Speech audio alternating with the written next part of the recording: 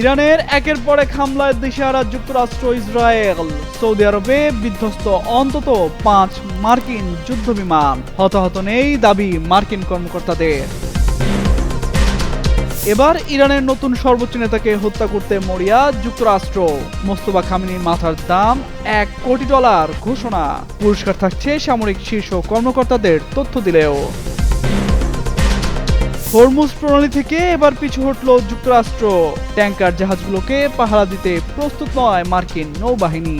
ইরানের বিরুদ্ধে অবস্থান দৃঢ় জানালেন ট্রাম্প।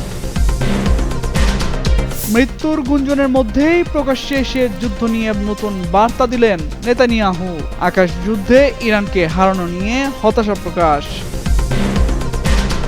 ইরানের অর্থনীতির প্রাণকেন্দ্র খারক দ্বীপে যুক্তরাষ্ট্রের হামলা। বাড়তে পারে জ্বালানি সংকট, বিশ্বজুড়ে সমালোচনার ঝড়।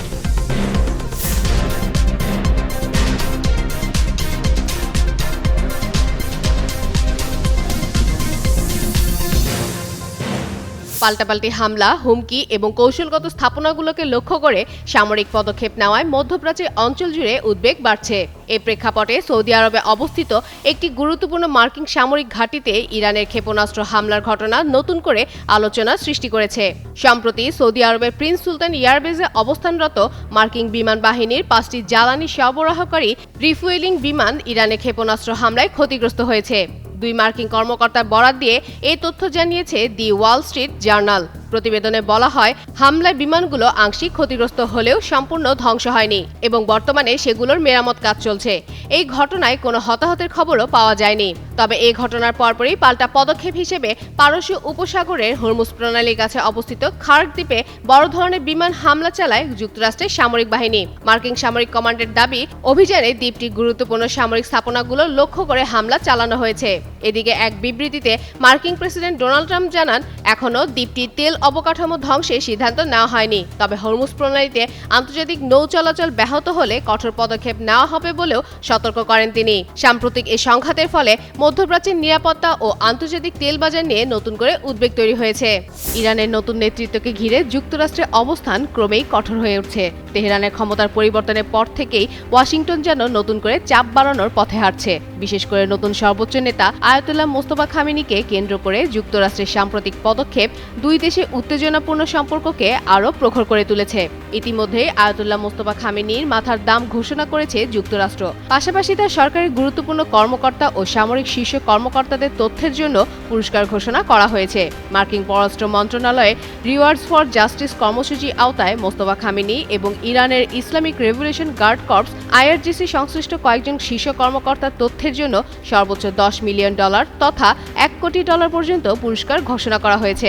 ডিপ্লোম্যাটিক সিকিউরিটি সার্ভিস প্রকাশিত এক ব্যানারে মোস্তফা খামেনি, তার নিহত পিতার deputy chief of staff Ali Asghar Hejazi এবং শীর্ষ নিরাপত্তা কর্মকর্তা আলী লারিজানিকে ওয়ান্টেড তালিকায় রাখা হয়েছে। তালিকায় আরও রয়েছেন সর্বোচ্চ নেতার সিনিয়র সামরিক উপদেষ্টা ইয়াহিয়া রহিম সাফাভি, স্বরাষ্ট্রমন্ত্রী এসকান্দার মোমেনি এবং গোয়েন্দা মন্ত্রী ইসমাইল খাতিব। মার্কিন কর্তৃপক্ষ বলছে, IRGCর বিভিন্ন শাখা পরিচালনা এবং আন্তর্জাতিক অভিযান পরিকল্পনায় এইসব ব্যক্তির সম্পৃক্ততা থাকতে পারে। তাদের বা সংশ্লিষ্ট নেটওয়ার্ক সম্পর্কে গুরুত্বপূর্ণ তথ্য দিলে রিওয়ার্ডস ফর জাস্টিস কর্মসূচির মাধ্যমে সর্বোচ্চ $10 মিলিয়ন পর্যন্ত পুরস্কার দেওয়া হবে। গত বুধবার মার্কিন প্রেসিডেন্ট ডোনাল্ড ট্রাম্প বলেছেন, ইরানের বিরুদ্ধে যুক্তরাষ্ট্রের অবস্থান খুবই দৃঢ় এবং হরমুজ প্রণালী নিয়ে আমরা সক্রিয় নজর রাখছি। কিন্তু বৃহস্পতিবার মার্কিন সংবাদ মাধ্যম CNBC-কে দেওয়া এক সাক্ষাৎকারে যুক্তরাষ্ট্রের জ্বালানি মন্ত্রী ক্রিস রাইট জানিয়েছেন, আন্তর্জাতিকভাবে গুরুত্বপূর্ণ বাণিজ্যিক জলপথ হরমুজ প্রণালীতে তেলবাহী ট্যাঙ্কারে জাহাজগুলোকে পাহারা দিতে মার্কিন নৌবাহিনী এখনও প্রস্তুত নয়। তিনি বলেন, এই মুহূর্তে আমাদের সমস্ত সামরিক শক্তি ইরানের আক্রমণাত্মক সক্ষমতা এবং এই সক্ষমতা যাবতীয় প্রতিষ্ঠান ধ্বংস করার কাজে মনোযোগ দিয়েছে, তাই আমরা এখনও প্রস্তুত নই। একই দিন অপর মার্কিন সংবাদ মাধ্যম সাক্ষাৎকারে ক্রিস বলেন, যে ক্ষমতার বলে গত 47 বছর ধরে হরমুজ প্রণালীকে হুমকির মুখে রেখেছে ইরান, যুক্তরাষ্ট্রের প্রতিরক্ষা বাহিনী সেই ক্ষমতাকেই ধ্বংস করতে সেখানে গিয়েছে। যুক্তরাষ্ট্রে যদি সেনা না পাঠাতো তাহলে নিজেদের পরমাণু অস্ত্র ও ব্যাপক আকারে ক্ষেপণাস্ত্র কর্মসূচির জোরে আর অল্প কিছুদিনের মধ্যে ইরান স্থায়ীভাবে হরমুজ প্রণালী দখল করে নিত। সম্প্রতি ইরানের ইসলামী প্রজাতন্ত্রী সরকার হরমুজ প্রণালী বন্ধ রেখে অপরিশোধিত জ্বালানি তেলের দাম ব্যারেল প্রতি $200 তোলার হুমকি দিয়েছে। এ ব্যাপারে মার্কিন জ্বালানি মন্ত্রীকে প্রশ্ন করা হলে তিনি বলেন, আমার মনে হয় এটা অসম্ভব, তবে তারপরও আমরা সামরিক অভিযানের দিকেই মনোযোগ দিব। এছাড়া জ্বালানি পরিবহনের সমস্যা নিয়ে তিনি বলেন, এটা সত্যি যে যুদ্ধ বেঁধে যাওয়ার পর থেকে জ্বালানি পরিবহনে কিছু সমস্যা হচ্ছে, কিন্তু আপনি যদি একটি দীর্ঘমেয়াদী সমস্যা থেকে মুক্তি পেতে চান তাহলে স্বল্পমেয়াদী কিছু যন্ত্রণা আপনাকে সহ্য করতে হবে। এদিকে গত 28 তারিখে যুক্তরাষ্ট্র ও ইসরায়েলের সঙ্গে যুদ্ধ শুরুর পর হরমুজ প্রণালীতে জাহাজ চলাচলে কঠোর বিধিনিষেধ জারি করে ইরানের প্রতিরক্ষা বাহিনীর অভিজাত শাখা ইসলামী রেভলিউশনারি গার্ড কর্পস আইআরজিসি। আইআরজিসির পক্ষ থেকে বলা হয়, যুক্তরাষ্ট্র হামলা বন্ধ না করলে হরমুজ প্রণালী দিয়ে চলাচলকারী মার্কিন, ইসরায়েল কিংবা তাদের মিত্র দেশগুলোর জাহাজকে লক্ষ্য করে হামলা করা হবে। মোজাম্মেল পায়েল, যুগান্তর নিউজ। ইরানের মুহুর্মুহু আক্রমণে নিজেকে জনসম্মুখ থেকে আড়াল করে নেন ইসরায়েলের প্রধানমন্ত্রী বেনিয়ামিন নেতানিয়াহু। এই সময় গুঞ্জন শুরু হয় তার মৃত্যু নিয়ে। ইরানের বিভিন্ন সংবাদ মাধ্যমে বলা হয় নেতানিয়াহু নিহত হয়েছেন, এরপরও তার হদিস মেলেনি। ইরানে যুদ্ধ শুরুর পর প্রথমবারের মতো প্রকাশ্যে এসেছেন নেতানিয়াহু। স্থানীয় সময় বৃহস্পতিবার ইসরায়েলি সাংবাদিকদের মুখোমুখি হন তিনি, তবে সশরীরে উপস্থিত ছিলেন না, ছিলেন ভিডিও লিঙ্কের মাধ্যমে সংযুক্ত হন। ওই সংবাদ সম্মেলনে নেতানিয়াহু হতাশার বাণী শোনান। আকাশযুদ্ধে ইরানি শাসকদের পতন নিয়ে তিনি এখন সন্দিহান। নেতানিয়াহু যখন কথা বলছিলেন তখনও ইসরায়েলের মধ্যাঞ্চলের বেশিরভাগ এলাকায় ক্ষেপণাস্ত্র হামলাজনিত সাইরেন শোনা যাচ্ছিল। ওই সময় সংবাদ সম্মেলন থেকেই তিনি ইরানের নতুন সর্বোচ্চ নেতা মুস্তফা খামেনিকে হত্যার হুমকিও দেন। নেতানিয়াহু বলেন, প্রায় 2 সপ্তাহের টানা বোমা বর্ষণে ইরান আর আগের মতো নেই। তাদের রেভলিউশনারি গার্ড কোর ও বাসিজ আধা সামরিক বাহিনীর মারাত্মক ক্ষয়ক্ষতি হয়েছে। তবে যুক্তরাষ্ট্রকে সঙ্গে নিয়ে চালানো এই আকাশ যুদ্ধে ইরানের শাসন ব্যবস্থার পতন নাও হতে পারে। ইসরায়েলি প্রধানমন্ত্রী বলেন, আমরা লেবাননের সশস্ত্র গোষ্ঠীর বিরুদ্ধে আক্রমণ অব্যাহত রাখব। মুস্তফা খামেনি ও লেবাননের সশস্ত্র বাহিনীর প্রধান নাইম কাসেমের বিরুদ্ধে ইসরায়েলের পদক্ষেপ কি হতে পারে তা নিয়ে প্রশ্ন করা হলে নেতানিয়াহু বলেন, সন্ত্রাসী সংগঠনের কোনো নেতার জন্য জীবন বীমা নীতি নিতে পারছি না আমি। আমরা কি পরিকল্পনা করছি বা কি করতে যাচ্ছি সে বিষয়ে এখানে নির্ভুল প্রতিবেদন দেওয়ার ইচ্ছে আমার নেই। ইসরায়েল ইরানের শাসক গোষ্ঠীর বিরোধীদের অস্ত্রশস্ত্র দিচ্ছে কিনা, দেশটিতে সরকার ফেলে দেওয়ার যে লক্ষ্য তারা নিয়েছে তা ব্যর্থ হতে পারে কিনা, এমন সব প্রশ্নের জবাবে নেতানিয়াহু বলেন, ইরানের ক্ষমতাসীনদের পতন যদি নাও হয়, এবারের হামলার পর তারা ভয়ানক দুর্বল থাকবে। কি পদক্ষেপ নিতে যাচ্ছি তার বিস্তারিত বলবো না। আমরা সেখানকার শাসক গোষ্ঠীকে উৎখাতে সর্বোত্তম পরিস্থিতি সৃষ্টি করছি, তবে অস্বীকার করব না দেশটির জনগণ ওই শাসকদের উৎখাত করতে পারবেই এমনটা নিশ্চিত করে বলতে পারছি না। শাসন ব্যবস্থার পতন ভেতর থেকেই হয়, তবে আমরা সহায়তা করতে পারি এবং করছিও, বলেন নেতানিয়াহু। তামান্না তাবাসসুম শ্রেয়া, যুগান্তর নিউজ। এবার ইরানের তেল সাম্রাজ্যকে টার্গেট করে হামলা চালিয়েছে যুক্তরাষ্ট্র। আয়তনে ছোট হলেও খার্গো দ্বীপটি ইরানের অর্থনীতির প্রাণকেন্দ্র। এই দ্বীপে মার্কিন হামলার ঘটনায় বিশ্বজুড়ে তীব্র তোলপাড় শুরু হয়েছে। ইরানের মোট তেল রপ্তানির প্রায় 90% একটি দ্বীপের উপর নির্ভরশীল। ফলে এই হামলার প্রভাব কেবল মধ্যপ্রাচ্যে সীমাবদ্ধ নেই, বরং ছড়িয়ে পড়েছে এশিয়া সহ বিশ্বের প্রতিটি দেশে। হিউস্টন বিশ্ববিদ্যালয়ের জ্বালানি অর্থনীতিবিদ ও শিক্ষক এড হার্স আল জাজিরাকে বলেছেন, ট্রাম্প বলেছেন তিনি দ্বীপের তেল অবকাঠামো এড়িয়ে গেছেন, কিন্তু এটি অত্যন্ত ছোট একটি দ্বীপ। কিছু খুব ছোট সামরিক স্থাপনা না থাকলে আমি কল্পনাও করতে পারছি না যে তেল রপ্তানির ব্যবস্থা ক্ষতিগ্রস্ত হয়নি। তিনি আরও বলেন, যদি এখন এটি স্থায়ীভাবে ইরানের তেল রপ্তানির সক্ষমতা নষ্ট করে দেয় এবং ইরাক ও কুয়েতও বন্ধ থাকে আর এই যুদ্ধ সপ্তাহ বা মাস ধরে চলে, তাহলে দাম আরও বাড়তে থাকবে বলে শঙ্কা প্রকাশ করেন তিনি।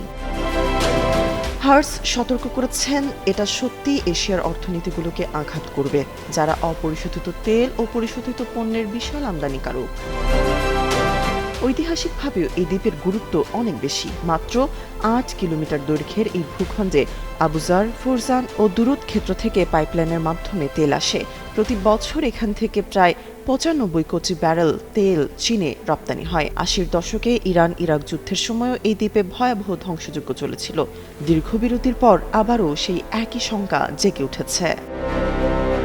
তামান্না তাবাসসুম শ্রেয়া, যুগান্তর নিউজ। পাল্টাপাল্টি হামলায় ক্রমে ভয়াবহ হয়ে উঠছে মধ্যপ্রাচ্যে যুদ্ধ পরিস্থিতি। এই যুদ্ধের ফলে আন্তর্জাতিক বাজারে জ্বালানি সংকট দেখা দিয়েছে।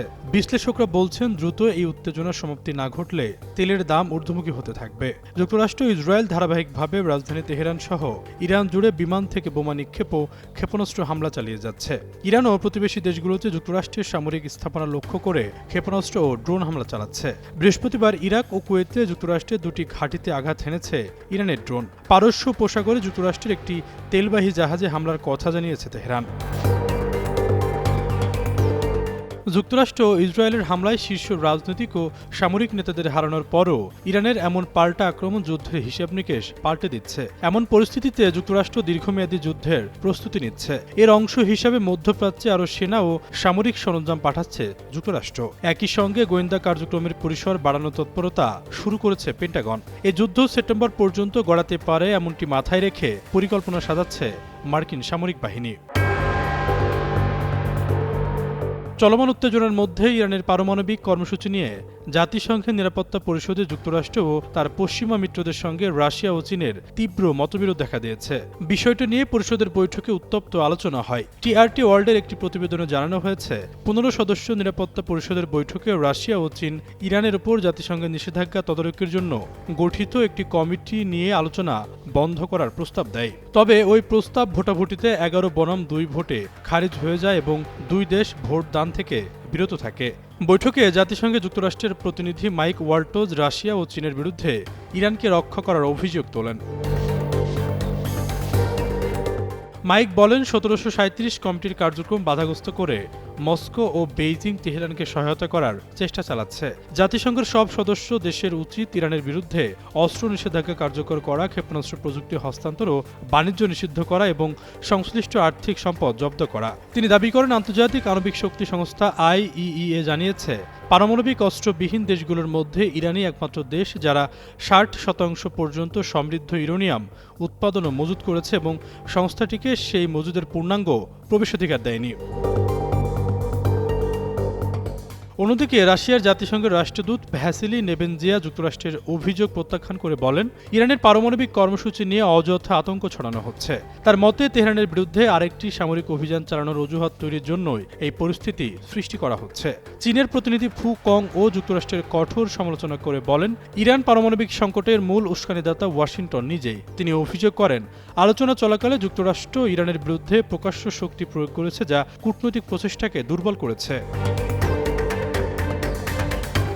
এ বিষয়ে ইরানের রাষ্ট্রদূত আমির সাইদ ইরাভানি বলেন, ইরানের পারমাণবিক কর্মসূচি সবসময় শান্তিপূর্ণ উদ্দেশ্যে পরিচালিত হয়েছে। নতুন করে কোনো নিষেধাজ্ঞা আরোপের প্রচেষ্টা তেহরান গ্রহণ করবে না বলেও স্পষ্ট করেন। আশরাফুল ইসলাম, যুগান্তর নিউজ।